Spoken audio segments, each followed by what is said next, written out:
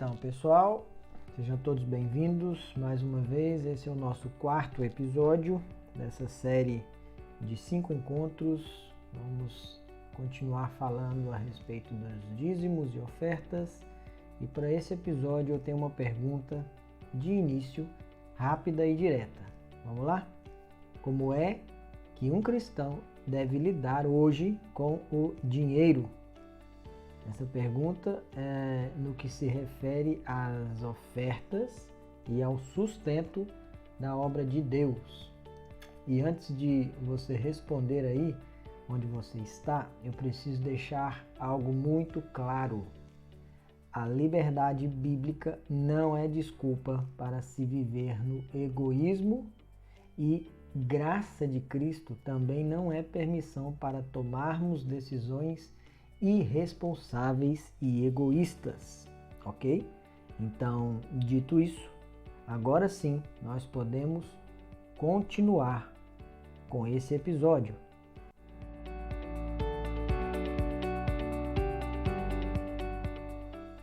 Bom, pessoal, antes da gente ir diretamente para o Novo Testamento, eu quero voltar rapidamente lá no Antigo, só para a gente esclarecer um ponto que quase nunca é ensinado ou sequer pontuado. Nós já vimos e aprendemos que o dízimo nunca foi sobre dinheiro, ok? Nem mesmo quando havia dinheiro, o Senhor disse que seria algo financeiro. Isso aí já foi abordado e eu vou tratar um pouco mais sobre isso com novos textos bíblicos, apenas para fundamentar essa ideia. Então eu acho necessário dar mais uma prova dessa verdade a vocês.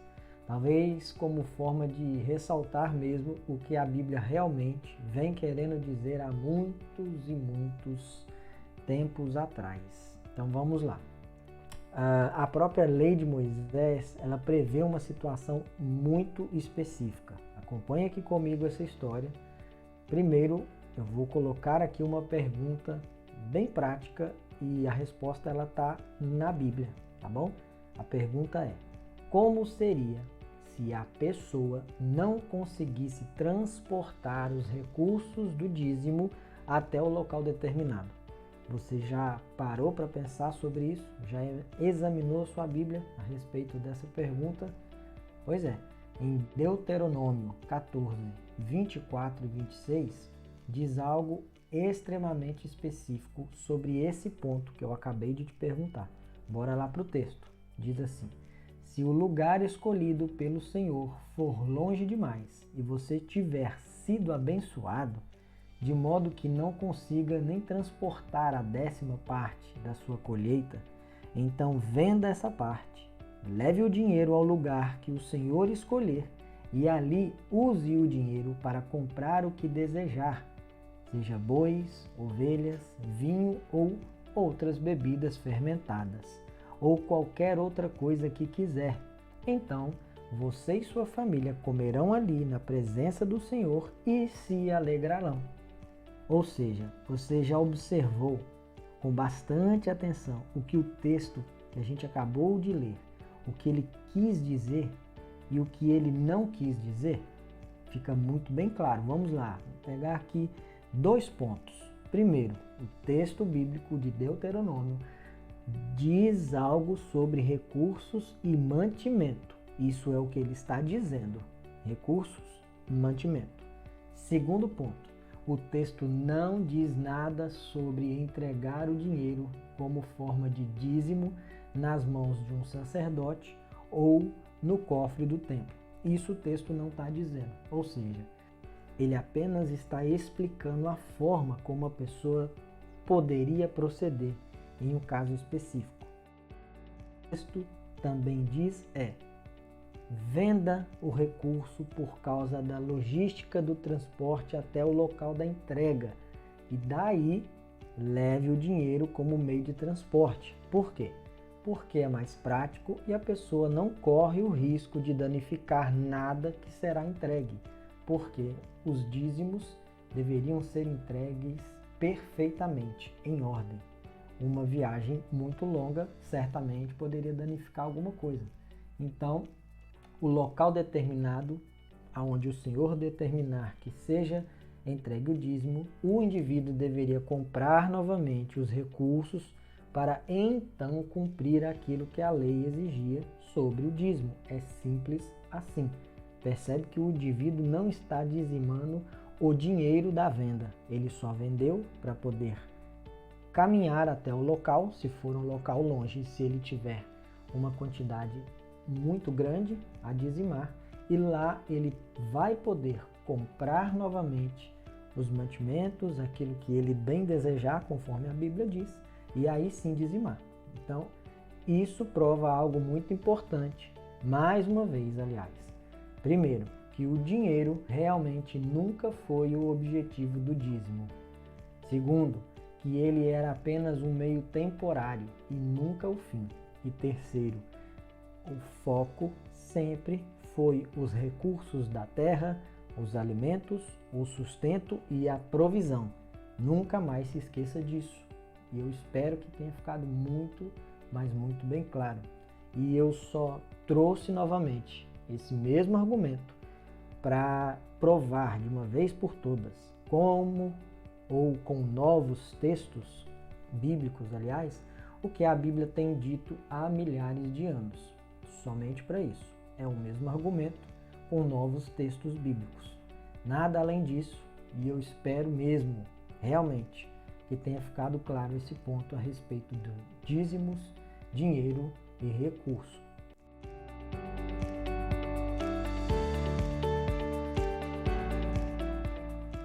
Então, pessoal, vocês acabaram de perceber que nem mesmo no tempo da lei o dízimo foi transformado em sistema financeiro permanente. E esse fato também é para demonstrar, com novos argumentos e de forma bíblica, a verdade de que Deus nunca esteve mesmo interessado em moedas, salários ou valores. Outra coisa que eu já pontuei brevemente e quero aqui ressaltar está lá no Novo Testamento. O foco muda do sistema da lei e dos sacrifícios para o que? O coração, o arrependimento, a misericórdia e a graça. Então, o Novo Testamento, ele parece mesmo estabelecer princípios espirituais e não regras. Nada disso a gente consegue encontrar lendo o Novo Testamento. Então, você já percebeu que Jesus nunca ensinou seus discípulos a permanência do dízimo. Você já percebeu isso? Eu espero que sim. Vai aqui outra pergunta. Será que você consegue também perceber que o que move o cristão não é a obrigação legal, mas a gratidão pela graça recebida? Deixa eu fazer mais uma pergunta. E você saberia me dizer qual é a função ou o lugar do dinheiro biblicamente falando? Vamos lá. O dinheiro não é e nunca foi um pecado. E tampouco possuir dinheiro seria um pecado. Tira isso da sua cabeça. Ele é ferramenta nas mãos do cristão. Pelo menos ele deveria ser, né? Se tem algo que precisa ser registrado aqui nesse episódio, é que o grande problema nunca foi o dinheiro, mas o problema sempre foi o que? O coração humano, seja no Antigo Testamento e seja no Novo Testamento. Isso aí tanto faz. Por isso é que Jesus disse: onde está o seu tesouro, ali estará também o seu coração. Essa frase é bíblica e veio da boca de Jesus. Por quê? Quando o coração está bem em Deus, o dinheiro encontra o seu lugar.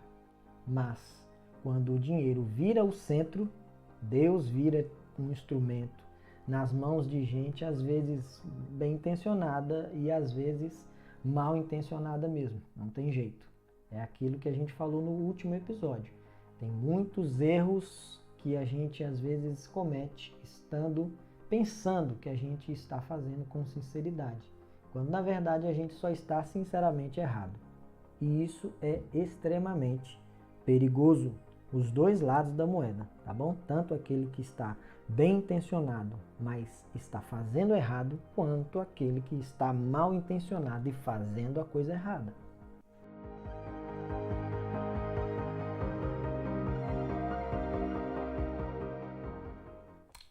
Mas então, pessoal, como escapar dessa cilada? Você já se perguntou isso?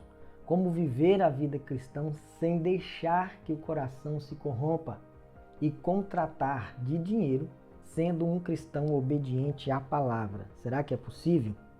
E a resposta é obviamente que sim. Vamos lá. Funciona de forma simples, madura e espiritual. Anote esse ponto aqui que vai ser de extrema importância para a sua vida cristã. Você ora, você analisa, você decide diante de Deus e você contribui com consciência e generosidade sempre que possível, sempre quando alguém necessitar, sempre quando a situação revelar a necessidade. Isso é simples, prático e extremamente bíblico. Agora, sem fazer barganha, sem troca espiritual, sem fazer por medo, por apelo, sem obedecer por livre e dolorosa pressão. Já ouvi essa expressão? Pois é muito comum hoje em dia. E quando eu dou todos esses conselhos, eu me refiro à contribuição com a igreja local onde você congrega, tá? Com a obra missionária. Obviamente, nós devemos contribuir com os muitos e muitos irmãos que hoje passam extrema necessidade no nosso meio. Devemos contribuir com os obreiros que precisam de auxílio em muitos casos extremos. Pois é, nós também temos uma responsabilidade com esses obreiros, ou com obras evangelísticas que realmente refletem o Evangelho, a missão de espalhar o Evangelho. E que tudo isso seja mesmo feito com bastante generosidade, responsabilidade, transparência e temor a Deus.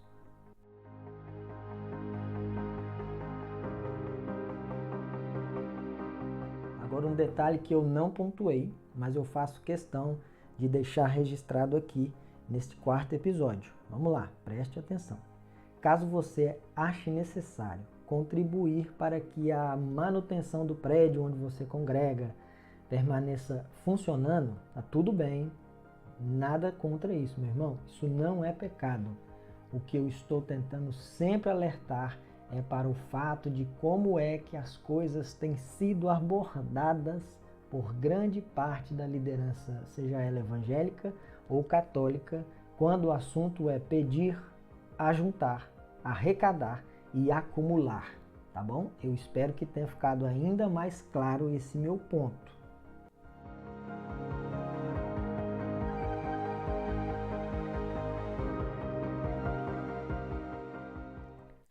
Bom, pessoal, agora já caminhando para o final desse quarto episódio da nossa série, eu acredito que muitas dúvidas foram solucionadas a essa altura do nosso estudo. Assim eu espero.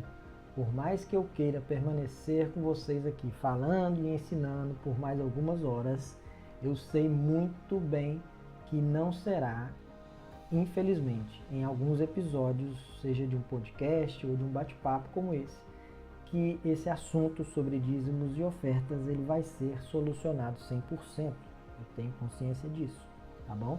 E eu também estou satisfeito com o que nós conseguimos até aqui, tá bom? Então, assim, seja como for, no próximo episódio, no nosso último episódio da série, nós vamos tratar de algo muito delicado e também necessário.